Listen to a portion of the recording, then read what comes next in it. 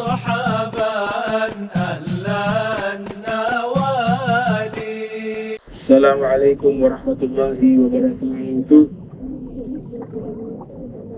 الحمد لله رب العالمين. اللهم صل وسلم على سيدنا محمد مفتاح باب رحمة الله عدد ما في علم الله صلاة وسلام دائما متلازما بدوائم ملك الله وعلى آله وصحبه ومن والاه. بعد سبحانك لا علم لنا إلا ما علمتنا إنك أنت العليم الحكيم. ربي اشرح لي صدري ويسر لي أمري واحلل عقدة من لساني يفقهوا قولي وسل لساني واهد قلبي بحق سيدنا محمد صلى الله عليه وسلم.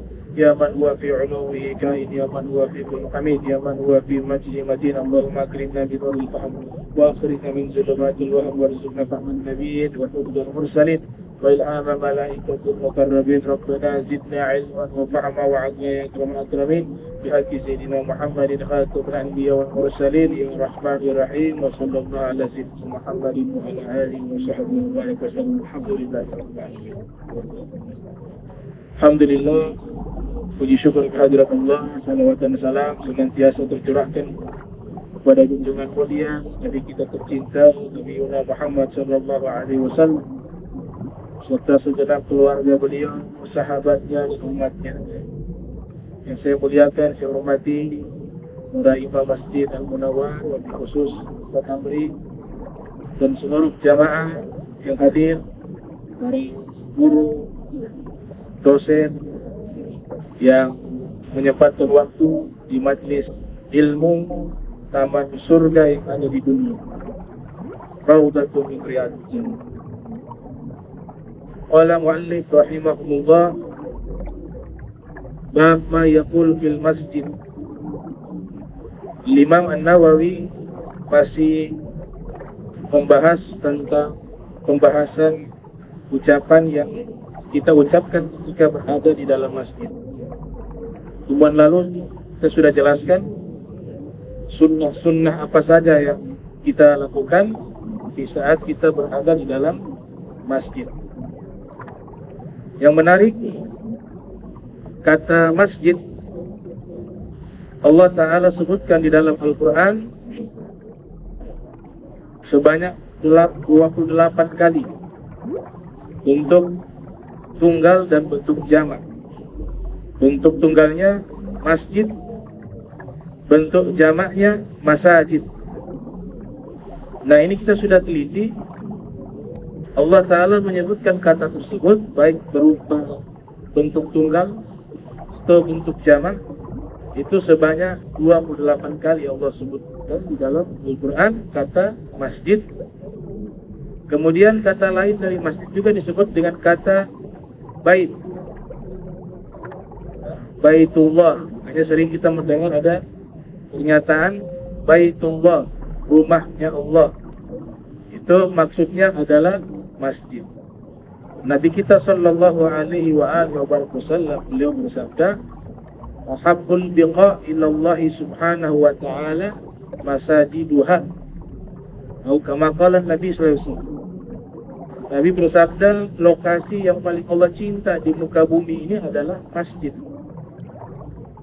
Oleh sebab itu, Imam Nawawi ketika sudah membahas tentang sunnah-sunnah yang kita lakukan di saat berada di dalam masjid, kemudian beliau menyebutkan firman Allah Subhanahu wa Ta'ala yang memiliki korelasi dengan pembahasan tentang masjid. Di antaranya firman Allah Subhanahu wa Ta'ala, fi buyutin adzina Allah an turfa' wa yuzkara fiha ismuhu yusabbihu lahu fiha bil ghuduwi wal asal. Allah Ta'ala berfirman di rumah-rumah, disebutkan rumah-rumah yang Allah izinkan untuk ditinggikan dan disebutkan di dalamnya namanya. Senantiasa ia bertasbih kepada Allah di dalamnya di waktu pagi dan di waktu petang. Yang menarik di sini kata buyut bentuk jamak dari baitun. Jadi bentuk jamak daripada baitun adalah buyut. mufradnya adalah bait. Kalau kita membaca tafsir yang berjudul Ruhul Ma'ani, ada kitab tafsir berjudul Ruhul Ma'ani, karya Al-Imam Al-Alusi Al-Baghdadi rahimahullah. Itu beliau meriwayatkan yang sanadnya bersambung kepada sahabat yang bernama Sayyidina Anas bin Malik. Sayyidina Anas bin Malik meriwayatkan lewat jalur Ibnu Mardawi, seorang ulama namanya Ibnu Mardawi. Ibnu Mardawi meriwayatkan sampai kepada sahabat Sayyidina Anas bin Malik. Sayyidina Anas bin Malik meriwayatkan, qara'a Rasul sallallahu alaihi wasallam hadhil ayat. Nabi sallallahu alaihi wasallam pernah membaca ayat tersebut, yaitu fi buyutin adinallahu an turfa'a wa yuzkara fiha ismuhu yusabbihu lahu fiha bil ghuduwi wal asal. Selesai Nabi membaca ayat tersebut, faqama ilaihi sallallahu alaihi wasallam rajul. Tiba-tiba ada seorang laki-laki berdiri. Faqal, kemudian dia berkata, ayyu buyutin hadhihi ya Rasulullah? Rumah apakah yang dimaksud di ayat ini wahai Rasulullah?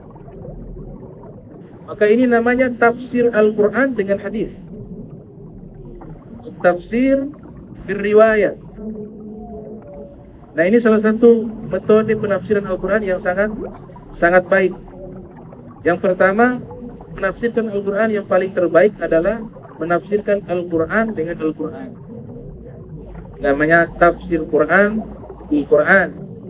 Beberapa ulama mereka mengarang kitab-kitab khusus yang membahas tentang jenis tafsiran tersebut. Seperti muridnya Al-Imam Ahmad bin Ali Ibnu Hajar Al-Asqalani. Murid beliau bernama Al-Imam Al-Biqai, punya kitab namanya Nazmud Durah fi Tanasubil Ayati Wasuar. Kitab tersebut beliau menafsirkan Al-Quran dengan Al-Quran.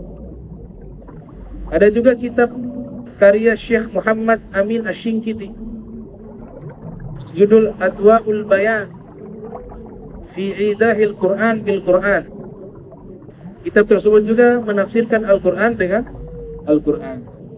Jenis kedua tafsiran adalah menafsirkan Al-Quran dengan hadis-hadis Nabi Muhammad sallallahu alaihi wasallam, dikenal dengan tafsir Quran berriwayat. Dan ini kitabnya banyak ulama yang mengarang kitab dengan jenis tafsiran tersebut. Yang sangat populer diantaranya adalah kitab tafsirnya Ibnu Katsir, yang lahir tahun 700 Hijriah, meninggal tahun 774 Hijriah. Judulnya Tafsir Al-Quranil Azim. Kemudian ada ulama bernama Al-Imam Bagawi. Al-Imam Bagawi juga dalam kitab Ma'alimut Tanzil menafsirkan Al-Quran dengan hadis Nabi Muhammad sallallahu alaihi wasallam, yang lahir 433 Hijriah, meninggal 516 Hijriah.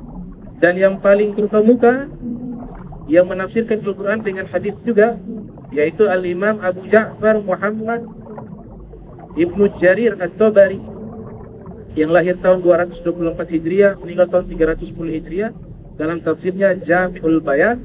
Kemudian Al-Imam As-Suyuti punya kitab tafsir Durrul Mansur, juga metodenya sama, menafsirkan Al-Quran dengan hadis Nabi Muhammad sallallahu alaihi wasallam, yang beliau lahir tahun 449 Hijriah, meninggal tahun 911 Hijriah. Nah, ini namanya jenis tafsir Al-Quran menggunakan riwayat-riwayat hadis. Ada yang ketiga, yaitu menafsirkan Al-Quran dengan ilmu-ilmu alat, ilmu nahu, ilmu bahasa, ilmu bayan, ilmu arud.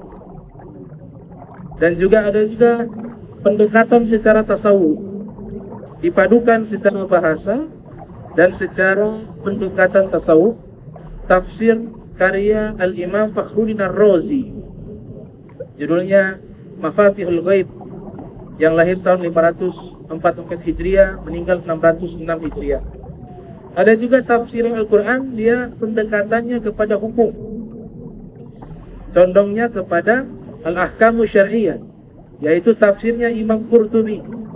Makanya dulunya Jami'ul Ahkam, yang lahir tahun 600 Hijriah, meninggal tahun 670 Hijriah. berkembang perjalanan waktu, maka penafsiran Al-Quran ini berkembang juga. Muncul juga tafsir ilmi yang menafsirkan Al-Quran menggunakan iptek, seperti tafsir Jawahir Al-Imam Tantawi. Itu juga pendekatan secara ilmiah. Kemudian juga tafsiran secara sosiologis, yaitu Abu Thahir Asyur punya kitab tafsir pendekatan secara sosiologis. Jadi penafsiran Al-Quran ini pendekatannya banyak.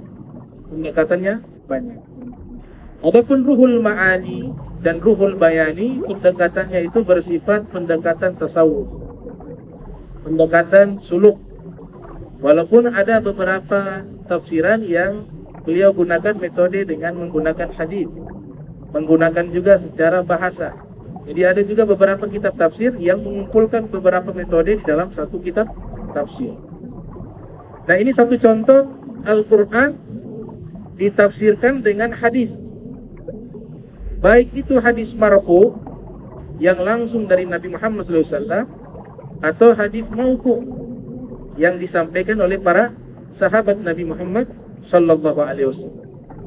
Jadi ketika Nabi membaca ayat tersebut, Sayyidina Anas meriwayatkan, seorang laki-laki berdiri, faqama ilaihi sallallahu alaihi wasallam rajulun, faqala ya Rasulullah. Untuk riwayat menyebutkan, ayyu buyutin hadhihi ya Rasulullah. Yang dimaksudkan rumah di ayat ini apa ya Rasulullah? Kemudian Nabi sallallahu alaihi wasallam menjawab, faqala sallallahu alaihi wasallam, buyutul anbiya. Yang dimaksudkan rumah-rumah di ayat tersebut adalah rumah-rumahnya para nabi. Faqama ilaihi Sayyiduna Abu Bakar Siddiq radhiyallahu ta'ala anhu arda. Maka di saat itu ada Sayyidina Abu Bakar Siddiq, beliau berdiri. Kemudian Sayyidina Abu Bakar mengatakan, hadza bait minha. Ya Rasulullah, apakah rumah ini termasuk yang dimaksudkan rumahnya Nabi Muhammad SAW? Dalam riwayat yang lain, rumahnya Imam Ali dan Sayyidah Fatimah Zahra. Apakah rumah Imam Ali dan Sayyidah Fatimah Zahra alaihissalam termasuk daripada rumah-rumah yang Allah sebutkan di ayat tersebut? Apa jawaban Nabi Muhammad SAW? Faqala, na'am, min afadiliha. Iya, benar. Bahkan termasuk rumah yang terbaik, kata Rasul sallallahu alaihi wasallam. Di dalam riwayat yang lain disebutkan di dalam tafsirnya Fakhruddin Ar-Razi berjudul Mafatihul Ghaib, juga diriwayatkan oleh Imam Al-Alusi dalam Ruhul Ma'ani. Ada riwayat dari Ibnu Abi Hatim. Ibnu Abi Hatim mengatakan, riwayat dari Ibnu Zaid. Ibnu Zaid berkata bahwa yang dimaksudkan rumah di situ, rumah-rumah bentuk jamak, adalah 4 masjid. Innama hiya arba'u masajid. Yang pertama adalah Ka'bah. Kata Abu Hatim, beliau riwayatkan, Ibnu Zaid berkata, innama hiya arba'u masajid lam yabnihinna illa nabiyyun. Yang dimaksudkan rumah-rumah di ayat tersebut adalah 4 masjid yang dibangun oleh para nabi. Jadi ada 4 masjid yang mendirikannya langsung para nabi. Itu luar biasa. Para nabi yang bangun itu masjid. Ada 4. Yang pertama adalah Ka'bah. Bahkan Ka'bah ini adalah awal masjid wudi'a, awal masjid yang didirikan di muka bumi, di Makkah Mubarak. Itu ada di Makkah Mubarakah, yang diberkahi oleh Allah Ta'ala. Ka'bah banaha Ibrahim, Nabi Allah Ibrahim wa Nabi Allah Ismail alaihi wassalam. Yang membangun Ka'bah adalah 2 orang nabi, Nabi Ibrahim dan Nabi Allah Ismail alaihissalam. Kemudian yang kedua adalah Baitul Maqdis. Baitul Maqdis banahu Daud alaihi salam wa Sulaiman alaihi salam. Baitul Maqdis yang membangunnya adalah Nabi Daud dan Nabi Sulaiman alaihi salam. Berarti sudah 3 masjid. Sudah 2 masjid. Adapun masjid yang ketiga dan yang keempat dibangun oleh Nabi Muhammad sallallahu alaihi wasallam, yaitu Masjidul Madinah, dikenal dengan Masjid Nabawi. Kemudian yang kedua Masjid Kuba. Banahuma Rasulullah sallallahu alaihi wasallam. Yang membangun keduanya adalah Nabi Muhammad sallallahu alaihi wasallam. Di dalam kitab Al-Imam Al-Hafiz Ibnu Hajar Al-Asqalani yang lahir tahun 773 Hijriah, meninggal 852 Hijriah, di dalam kitabnya Al-Isabah fi Tamyiz Sahabah menukilkan satu riwayat dari sahabat bernama Ammar bin Yasir radhiyallahu taala anhu wa arda. Kemudian dinukilkan juga oleh Imam Az-Zahabi dalam kitabnya Tarikhul Islam, Sejarah Islam, yang lahir 673 Hijriah, meninggal tahun 748 Hijriah. Kedua ulama besar tersebut mereka meriwayatkan Masjid Kuba itu adalah masjid pertama yang dibangun dalam sejarah Islam. Di dalam sepanjang perjalanan sejarah Islam, masjid pertama yang dibangun itu adalah Masjid Kuba. Setelah itu baru yang ada di Madinah. Nah, orang pertama yang membangun yaitu sahabat bernama Ammar bin Yasir radhiyallahu taala anhu wa arda. Nanti kemudian Nabi menyempurnakan masjid yang ada di Madinah dan yang ada di Kuba. Nah, ini tempat-tempat istimewa. Menjadi istimewa pertama karena secara historis yang membangunnya Nabi, para Nabi. Ka'bah yang membangunnya Nabi Ibrahim, Nabi Ismail. Baitul Maqdis yang membangunnya adalah Nabi Daud, Nabi Sulaiman. Masjid Nabawi yang ikut membangun juga adalah Nabi Muhammad sallallahu alaihi wasallam. Masjid Kuba juga demikian, dibangun oleh Ammar bin Yasir dan juga disempurnakan oleh Nabi kita Muhammad sallallahu alaihi wasallam. Sehingga di dalam agama kita ada tempat-tempat istimewa.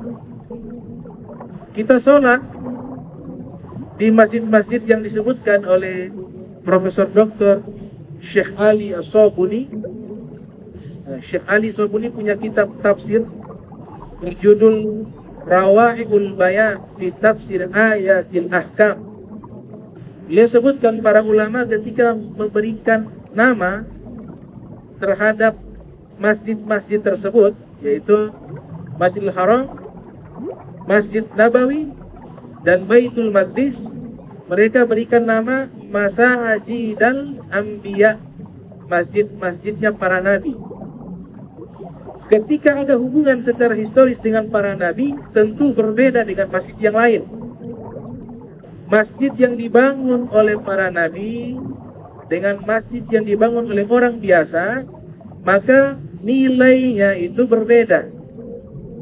Sehingga sebutkan di dalam hadis yang diriwayatkan oleh Imam Ahmad bin Hanbal yang lahir tahun 164 Hijriah, meninggal 241 Hijriah dalam musnadnya.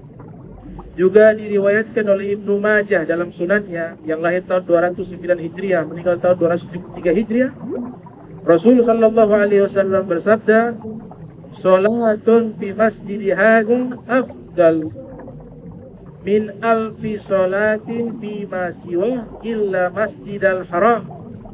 Sekali solat, satu kali solat di masjidku, yaitu Masjid Nabawi, itu lebih afdal 1000 solat di masjid yang lain.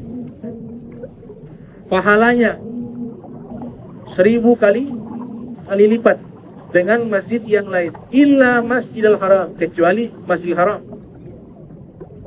Wa salatun fi Masjidil Haram afdal min mi'ati alfi salatin fi ma siwa.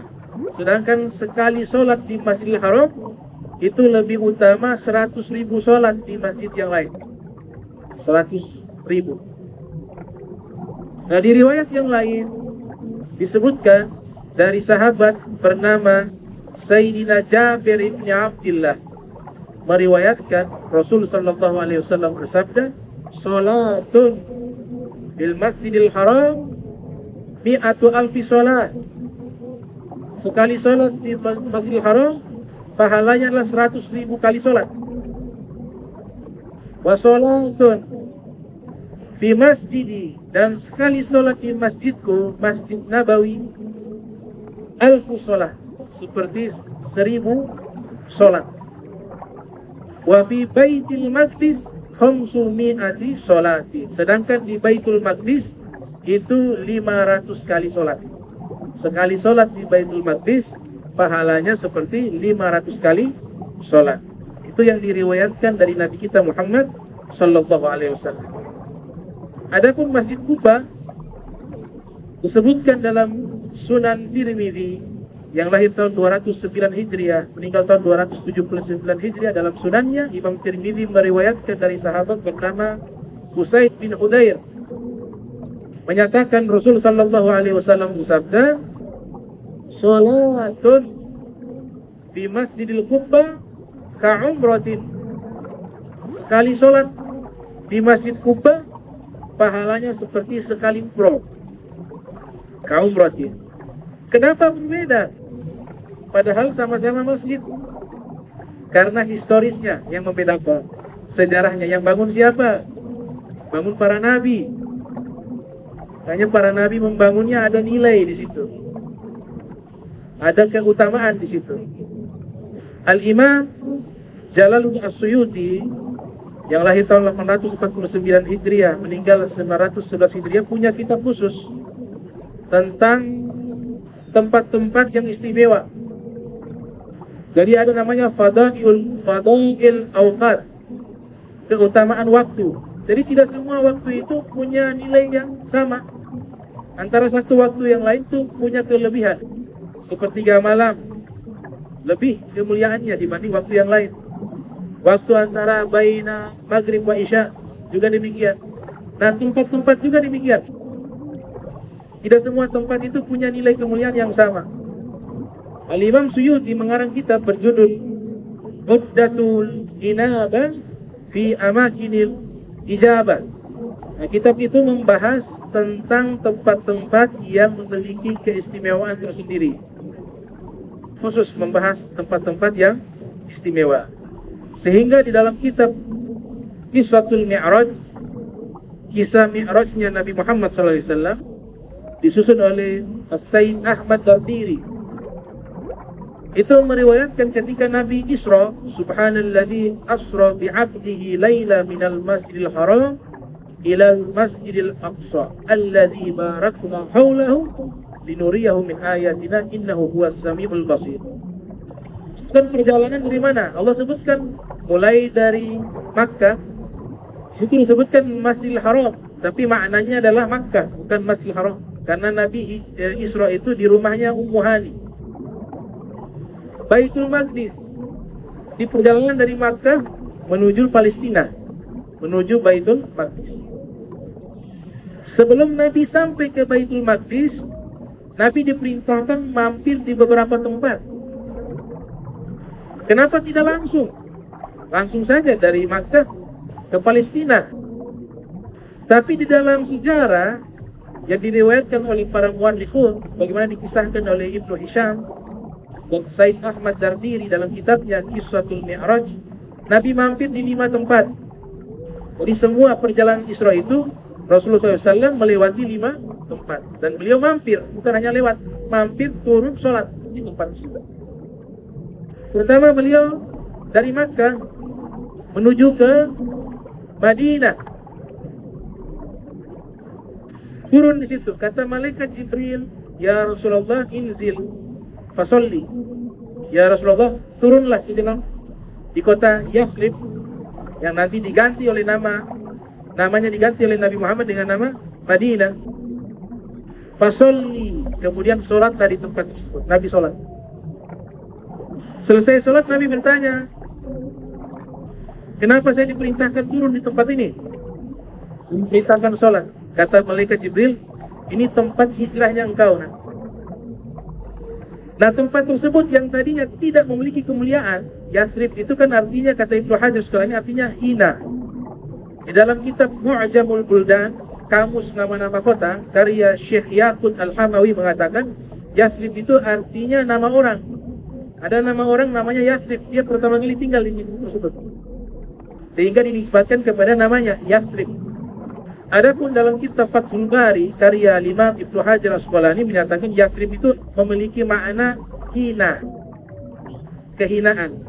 Sedangkan Nabi kita Muhammad sallallahu alaihi wasallam, sebagaimana yang diriwayatkan oleh Ibnu Abbas, kana Nabi sallallahu alaihi wasallam yughayyirul asma'a qabihah. Nabi punya kebiasaan sering mengganti nama yang memiliki arti yang tidak baik. Itu kebiasaan Nabi. Jadi nama sebenarnya seluruh bahasa tidak ada masalah. Semua para wali songo juga menggunakan nama-nama yang bukan berasal dari bahasa Arab. Tapi yang dilihat itu substansi artinya. Kalau artinya tidak baik, itu diganti. Kalau artinya baik, maka dipakai.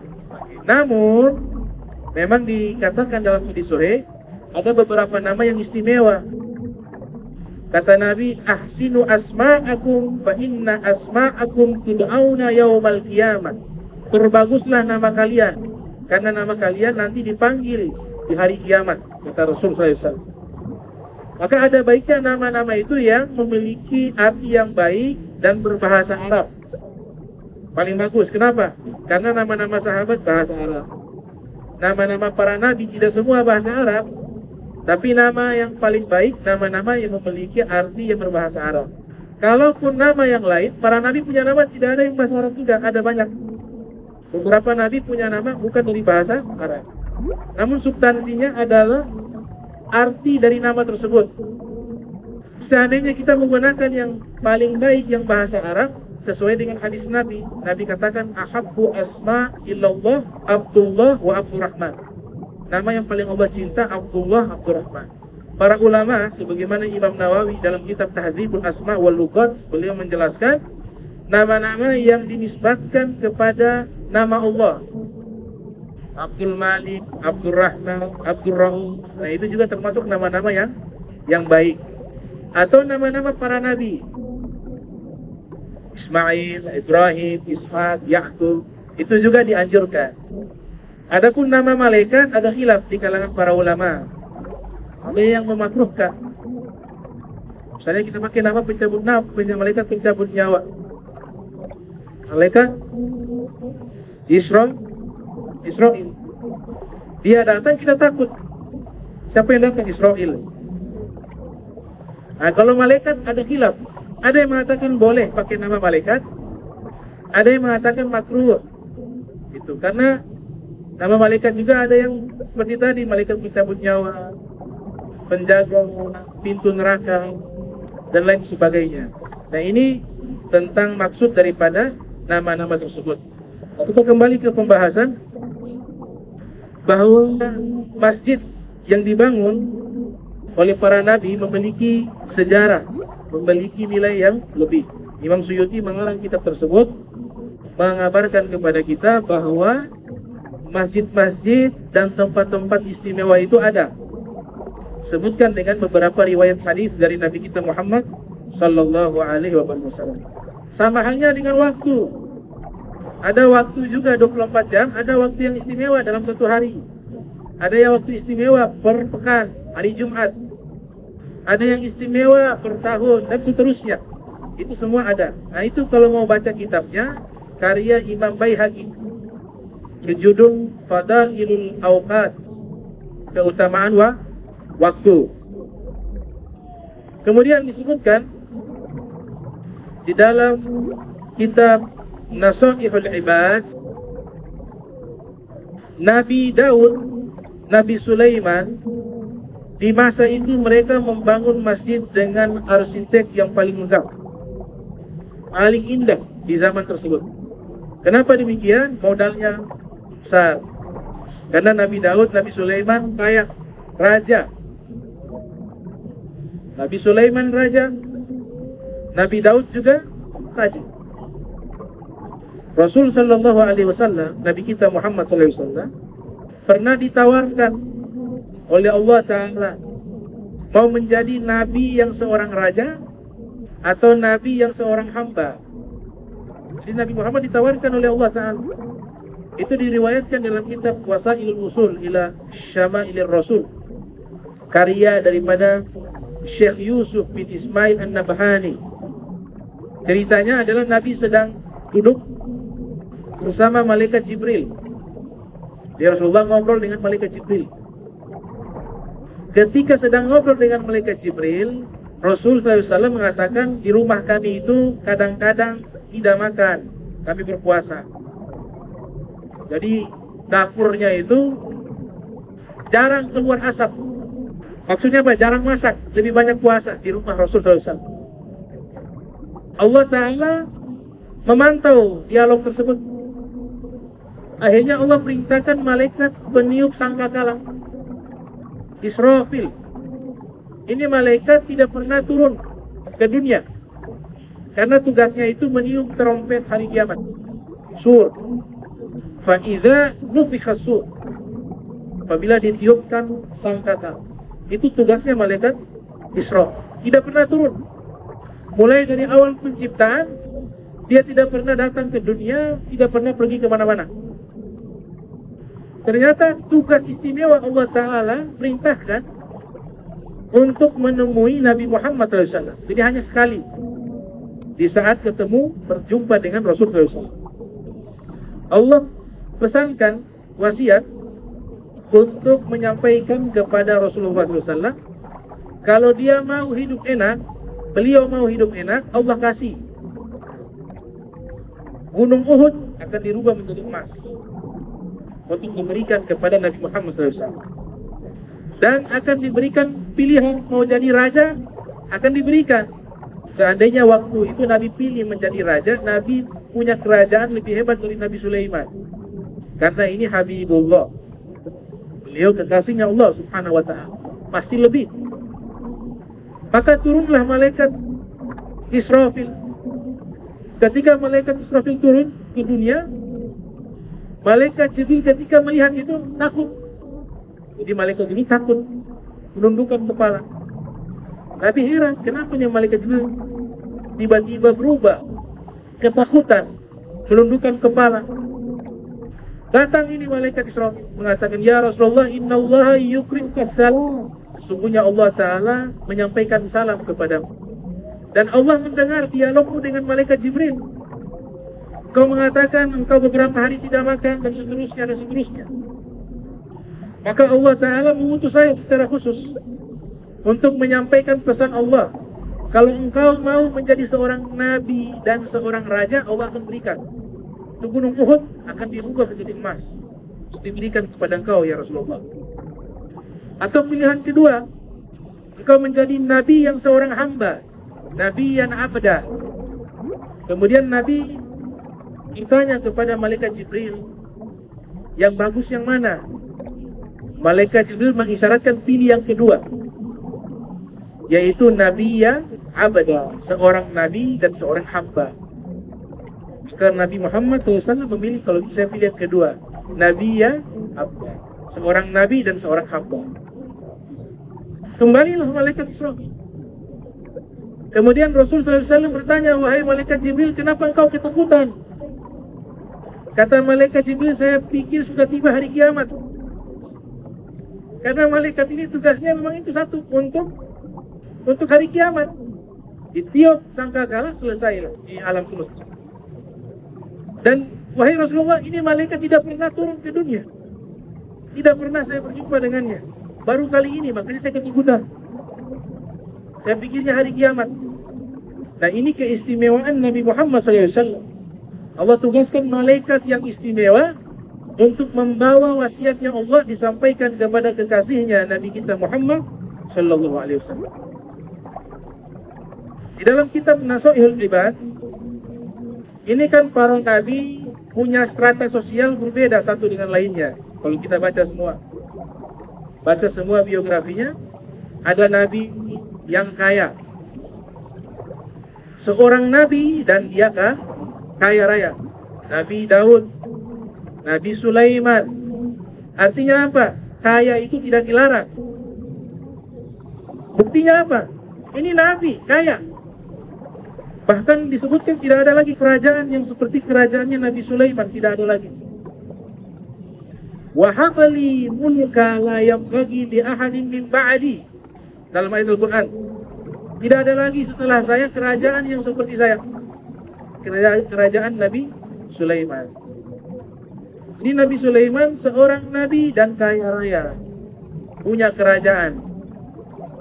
Kemudian ada juga nabi yang strata sosialnya seorang budak, kan hakikatnya, tapi dijadikan budak pada waktu itu. Nabi Yusuf, yasarruhu bida'ah. Mereka jadikan Nabi Yusuf bida'ah, barang dagangan. Apa itu? Perbudakan. Jadi budaknya siapa? Aziz, gubernur Mesir. Kemudian juga kalau kita lihat, ada nabi yang hidupnya sakit, ditimpa musibah dengan penyakit. Nabi Ayyub, wa ayyuba ibnada rabbahu inni masanniya dhurru wa anta arhamur rahimin. Ditimpa penyakit. Ada nabi yang miskin, gak punya apa-apa. Nabi Isa, rumah tidak punya, istri tidak punya, pakaian juga hanya sepotong. Bahkan disebutkan oleh Al-Imam Haddad, Nabi Isa walaupun fakir miskin, tapi beliau adalah simbol kekayaan yang sesungguhnya. Kenapa? Beliau miskin itu bukan karena terpaksa, tapi pilihan. Yang pertama, sebagai contoh kepada kita, bagaimana bersikap ketika kita miskin. Apakah harus kita jauh dengan Allah, dengan ketaatan? Kalau alasan ini dipakai, Allah akan menjadikan hujjah di hari kiamat. Makanya 4 nabi ini jadi hujjah di hadapan Allah Ta'ala hari kiamat. 4 nabi Allah jadikan hujjah di hadapan hamba-hambanya. Ada orang kaya datang, dia tidak taat kepada Allah ketika hidup. Allah bertanya kepadanya, kenapa engkau tidak taat ketika hidup? Sibuk ya Rabb, saya pebisnis, kerjanya waktunya habis cari uang, cari harta, sehingga saya pun tidak punya waktu untuk taat kepadamu. Jadi sebab kekayaan itu membuat saya lalai kepadamu. Itu alasan seorang hamba kaya yang bermaksiat, yang tidak taat kepada Allah. Allah nyatakan, alasanmu ditolak. Kenapa? Engkau dengan Nabi Sulaiman lebih kaya siapa? Nabi Sulaiman. Nabi Sulaiman kaya raya, punya kerajaan, harta yang berlimpah, tapi dia tidak lalai denganku. Bahkan dia selalu mengatakan, "Dzalika fadlun minallah." Ini semua karunia Allah. Rabbi an ashkura ni'mataka allati an'amta alayya. Seluruh nikmat yang kau berikan padaku, ya Allah, aku bersyukur, aku gunakan untuk taat. Jadi alasanmu ditolak Allah Ta'ala. Jadi orang kaya alasannya sibuk, tidak diterima oleh Allah. Gara-gara cari uang, cari harta, kemudian tidak mau taat kepada Allah. Nabi Sulaiman lebih kaya, tapi taat kepada Allah Subhanahu wa Ta'ala. Maka jadilah orang kaya yang seperti Nabi Sulaiman. Hartanya digunakan dalam kebaikan, tidak membuat ia lalai terhadap ketaatan, terhadap akhirat. Datang golongan kedua. Allah tanya, kenapa engkau tidak mau taat ketika di dunia? Sibuk ya Rabb, saya budak, punya majikan. Majikannya perintah sana sini, tidak ada waktu lagi untuk ibadah.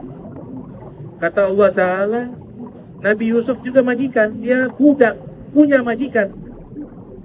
Tapi Nabi Yusuf tidak pernah meninggalkan ketaatan kepadaku. Maka yang mengaku dirinya budak, tidak punya waktu karena ada tuan yang memerintahkan dia kerja, atau dia karyawan punya bos, alasannya tidak sholat karena bos buat aturan seperti ini dan seperti ini. Alasan sebagai bentuk pengabdian terhadap profesi yang dia laksanakan, itu Allah tolak. Kenapa? Nabi Yusuf demikian, bukan karyawan, budak, dijadikan budak oleh Aziz, Amir Mesir. Kemudian yang ketiga datang, golongan ketiga. Kenapa engkau tidak taat ketika hidup di dunia? Sakit ya Rabb, saya banyak penyakit sehingga tidak bisa taat, tidak bisa sholat dan seterusnya. Kata Allah Ta'ala, itu Nabi Ayub juga sakit, tapi dia tidak pernah meninggalkan ketaatan kepadaku. Maka alasannya ditolak oleh Allah. Si orang sakit pun tidak boleh meninggalkan kewajibannya kepada Allah Subhanahu wa Ta'ala. Makanya diatur oleh Nabi kita Muhammad SAW, gak bisa sholat berdiri ya duduk, gak bisa duduk berbaring. Kemudian berbaring juga menggerakkan badan gak bisa, tidak bisa. Maka dengan isyarat, isyarat tidak bisa, imajinasi lagi sholat. Imajinasi tidak bisa disolatkan, dia sudah meninggal. Nah ini diajarkan oleh Nabi kita Muhammad Sallallahu Alaihi Wasallam.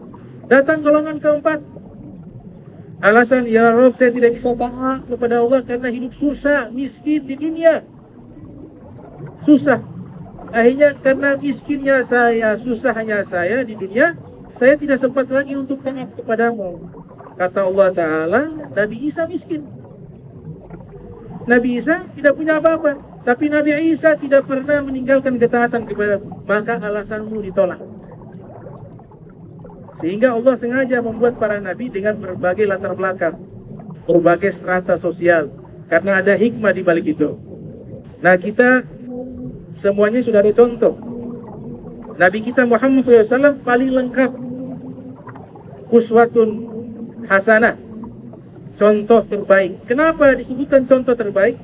Seluruh teladan para nabi seluruhnya ada di dalam diri Nabi Muhammad Sallallahu Alaihi Wasallam. Nabi pernah menjadi orang kaya. Siapa yang bilang Nabi miskin terus? Nabi tidak pernah miskin sebenarnya, hakikatnya kaya. Karena Nabi kurban saja 100 ekor unta. Nabi pernah kurban 100 ekor unta. Tapi Nabi ketika menjadi orang kaya, Nabi menjadi teladan. Inilah orang kaya yang baik. Bagaimana? Punya harta dibagikan. Nabi sedekah tidak ada sisa habis.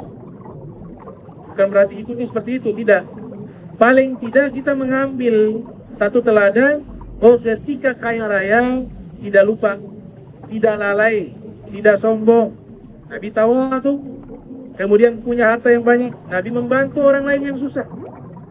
Di saat Nabi mencontohkan sebagai orang yang tidak punya harta, tidak ada mengeluh, bersabar, kemudian ibadah beliau tidak terganggu. Kemudian Nabi juga mencontohnya sebagai pemimpin, layaknya Nabi Sulaiman. Nabi sebagai pemimpin daulah, pemerintahan, bagaimana Nabi bersikap sebagai pemerintah. Kemudian menjadi menteri ekonomi, Nabi juga, beliau survei itu pasar, bagaimana ini pasar ini, perputaran uangnya, inflasinya seperti apa, dipelajari oleh Nabi dan dipraktikkan ilmu ekonomi, sama seperti Nabi Yusuf ketika menjadi menteri ekonomi di masa beliau. Jadi semua contoh para nabi ada di dalam diri Nabi Muhammad Sallallahu Alaihi Wasallam. Allahumma jam'ana hadza jam'a marhuma wa tafarraqana min ba'di tafarraqa ma'suma wa la tajal minna wa la minna syaqiyya wal mahruma. Allahumma naddih qulubana 'ani ta'alluqi biman dunak waj'alna min qaumin tuhibbuhum wa yuhibbunak subhanaka wa bihamdika asyhadu an la ilaha illa anta astaghfiruka wa atubu ilaik. Wa sallallahu alaihi Muhammadin wa ala alihi wa sahbihi wa barik wa sallam wa lakum minkum wassalamu alaikum warahmatullahi wabarakatuh.